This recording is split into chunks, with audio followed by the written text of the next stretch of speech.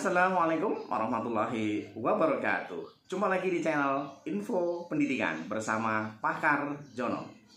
Kali ini saya akan coba sedikit mengulas, melanjutkan diskusi kita terkait dengan di mana posisi pengawas dalam PP 57 tahun 2021. Untuk itu, bagi yang belum subscribe, silahkan klik subscribe, like, dan loncengnya akan mendapatkan notifikasi pada berikutnya ya, seperti itu. Bapak Ibu sekalian, saya kemarin sudah menyampaikan bahwa posisi pengawas dalam pengawasan itu ada di mana. Sebenarnya kada di pasal 30 itu sudah nampak di sana bahwa hanya tidak secara eksplisit, bahkan mungkin malah lebih, kalau komite saja sudah bisa eksplisit ya, tapi kenapa pengawas ini justru tidak eksplisit gitu ya. Ini yang menjadi gundah ya, menjadi cemas lah seperti itu. Karena jelas nanti pengawasan itu dilakukan oleh kepala satuan pendidikan atau kepala perguruan tinggi, ya kan, pimpinan perguruan tinggi, kemudian komite sekolah. Coba ini muncul, ini yang menjadikan menyentil bahwa pengawas kenapa tidak muncul di situ gitu ya. Kemudian pemerintah pusat dan pemerintah daerah itu jelas nanti ada di dalamnya. Itulah yang bertanggung jawab tentang kepengawasan ini. Namun juga kita perlu cermati Bapak Ibu semuanya, terutama para pengawas ya. Kalau kita cermati ini mungkin jadi bahan diskusi kita, masukan-masukan silahkan supaya nanti bisa kita ramu, mungkin bisa kita sampaikan pada yang berwenang ya. Jadi kalau di pasal 23 itu udah jelas ya Bapak Ibu. Standar tenaga kependidikan selain pendidik merupakan kriteria minimal kompetensi yang dimiliki tenaga kependidikan selain pendidik sesuai dengan tugas dan fungsinya dalam melaksanakan administrasi, pengelolaan, pengembangan, pengawasan, dan pelayanan teknis untuk menunjang proses pendidikan pada satuan pendidikan. Ini lebih konkret menurut saya, ya, lebih konkret.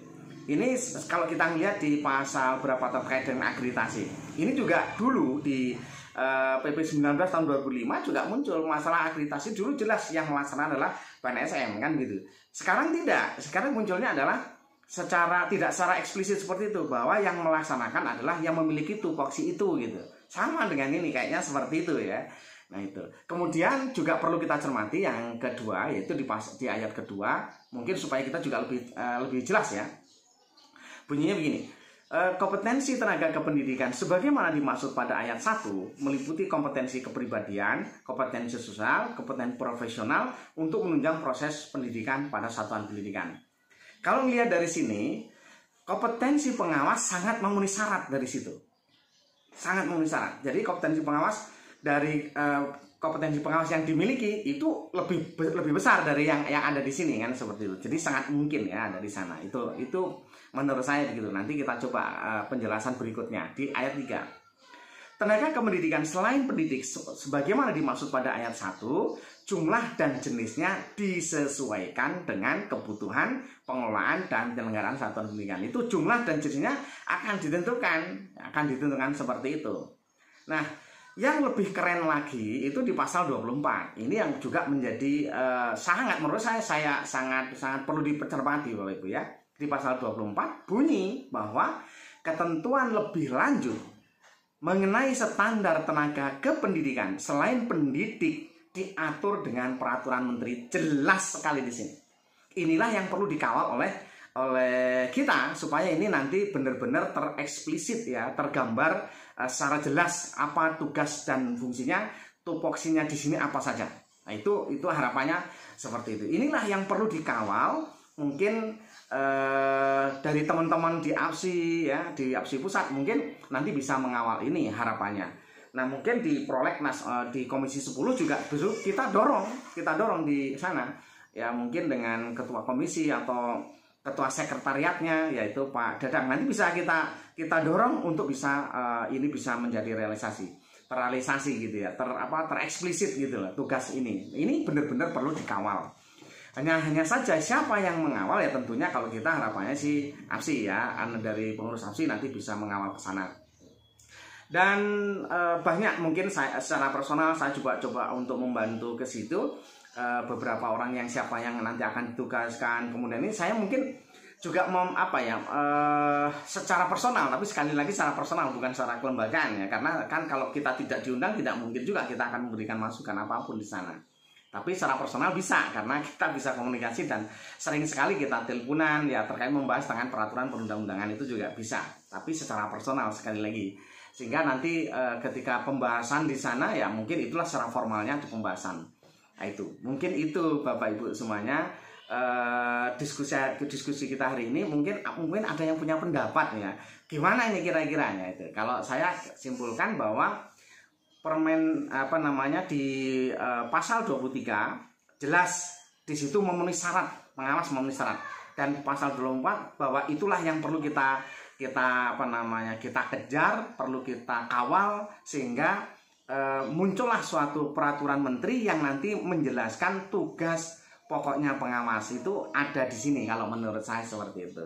Dan nanti kan tentunya nggak akan bisa lepas dengan pasal 30 bahwa dia ada, ketika ada kegiatan di sini itu pengawasan yang di mana, yaitu pengawasan di pemerintah daerah. Nanti yang rinciannya adalah sesuai dengan harapan di pasal 24 ini. Itu harapannya, mudah-mudahan juga bisa terrealisasi. Tentunya di sini perlu dorongan ya, motivasi dari kawan-kawan yang lain semuanya, terutama masukan-masukan atau mungkin komen-komen yang baik terhadap ini gitu ya.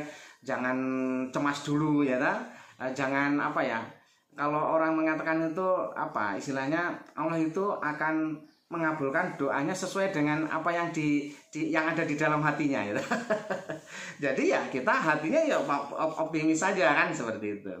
Tapi kita tetap usaha. Jadi berdoa dan berusaha itu mungkin yang bisa kita lakukan.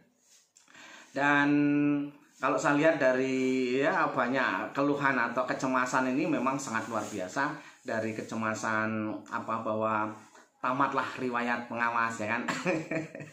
Ada yang seperti itu, ada yang mohon maaf ya, ada yang mengatakan bahwa kita tidak lebih baik dari komite sekolah ya. Tuh ada yang mengatakan seperti itu. Komite sekolah aja muncul di dalam peraturan PP 57 ini gitu ya. Ada lagi yang mungkin kita itu akan dijadikan struktural dan lain sebagainya.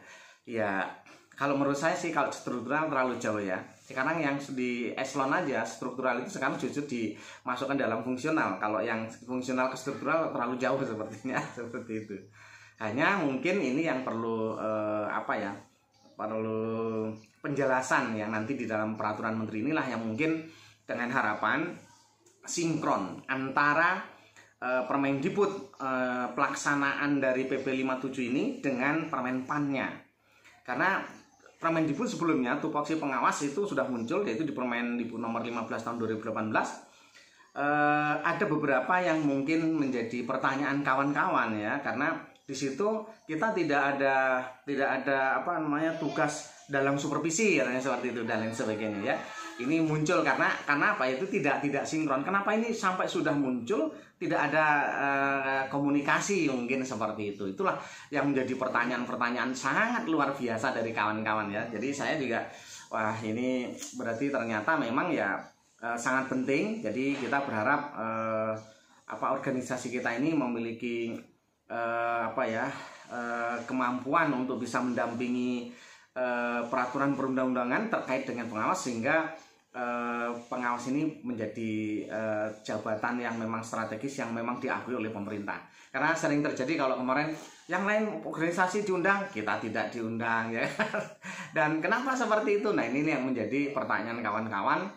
Dorongan-dorongan sebenarnya mungkin juga perlu diperhatikan pada kawan-kawan semuanya. Bukan berarti pengawas APSI pusat itu tidak bekerja ya, bukan, tapi mungkin ya memang perlu masukan-masukan, itu perlu, menurut saya perlu. Tapi ya mohon untuk tidak ada yang mungkin ada